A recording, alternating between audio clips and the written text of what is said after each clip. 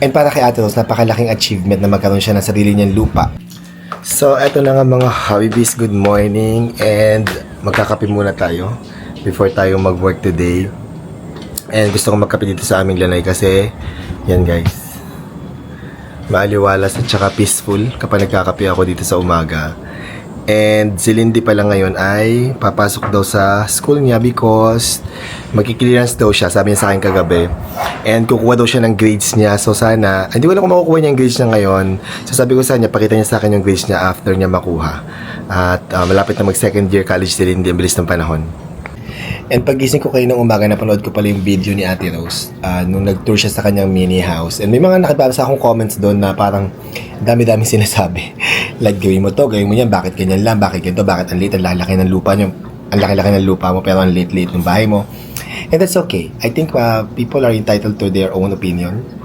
Ang sinasabi ko na lagi kay Ate Rose is, just focus on yourself. Focus ka lang sa target goal mo, yan. Kasi guys, alam nyo, ang importante kay Ate Rose is may malipatan agad sila. Because nakikitira lang po si Ate Rose dati sa biyanan niya. And pangarap ni Ate Rose na magkaroon ng sarili niyang bahay. Actually, kubo lang talaga yung original na plano ni Ate Rose. Yung simpleng kubo, yung normal na kubo, standard na kubo, yun lang ang gusto ni Ate Rose. Yung hindi yung concrete or what, yung kahoy lang. And then na-realize ni Ate Rose na parang, ay, siguro mas gagawa ako ng maliit lang, pero yung mas matibay-tibay ng konti, no? And hindi po ito yung permanent house ni Ate Rose. Ito po ay temporary, kaya niligay niya dun sa may sulok ng Actually, may mga sarili din akong kami ni Happy David, may mga comments din kami ni Happy David kay Ate Rose nung pinagawa niya. Kasi nung nakita namin, tapos na siya, ginagawa na siya, kinoconstruct na siya. So, kung nakausap namin si Ate Rose ng before construction, baka nakapag-suggest kami. Kaya lang nandun na eh. So, anong gagawin natin guys, diba? Tsaka yun ang gusto ng tao. So, wala tayong magagawa dyan. Ang importante naman, yung sariling happiness ni Ate Rose, diba? Hindi naman tayo ang titira doon, diba? In the first place. So, kung saan siya masaya, hayaan natin siya, diba? And, ang plan talaga, goal talaga ni Ate Rose is makapagpatayo ng mas malaking bahay in the future. Kaya, siniksik niya yung bahay niya sa may gilid ng lote niya. Kasi in the future, gagawa siya sa may unahan ng mas malaking bahay kapag nakapag-ipon na si Ate Rose. So, kung anong budget ni Ate Rose, yun ang pagkasyahin niya. As much as we want to have more, no, sa buhay, pero sometimes, kailangan na talaga nating mag-prioritize. At kung ano yung kailangan nating pagkasyahin, kung anong meron tayo. Wag po tayong maghangad ng something beyond our means, diba?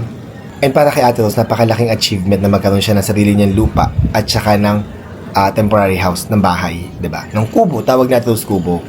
And in the future, who knows, 'di ba? Magkaroon ulit siya ng mas malaking bahay kapag nakapag-ipon-ipon na. I think mas maganda kung magiging masaya na lang tayo para sa ibang tao rather than mang-bash tayo or magsabi tayo ng mga hindi magagandang salita, 'di ba? So, pero lagi ko naman sinasabi at ina-advise si Ate Rose na deadmahin lang yung mga ganun. Deadma sa mga nega, 'di ba? Ika nga. And just focus on yourself, focus on your goal.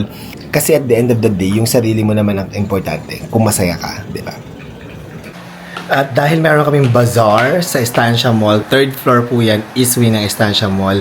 Nagbigay ako ng chocolate cake para mayroong maibenta dun bukas. Ito guys. Yan, ito mga isasalang pa, tapos yung mga luto na pinapalamig ko na lang.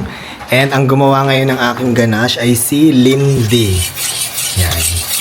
Si Lindy naman ang gumawa ng ganache ko. Kasi wala si Ate Rose, nakabakasyon. At eto, may mga nakasalang pa ako dito na mga mini chocolate cake. At kung gusto niyo pong matikman yung chocolate cake ko, nasa bazaar po kami ng Estancia Mall. Sa third floor po yan ng East Wing sa Capitolio, Pasig po. At eto, tapos na ang ating mini chocolate cake. Available po ito sa aming bazaar sa Estancia Mall. Third floor, from April 8 to 12 nandun po kami. Kaya bumisita po kayo para makabili at matikman nyo ang aking mini chocolate cake. Papalamigin lang natin, Lindy, ha?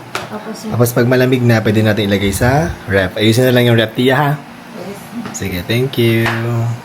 Nakapag-clearance ka na sa school, Lindy? Opo, sir, pumunta po. O, kumusta naman ang mga grades mo? Nakuha mo na?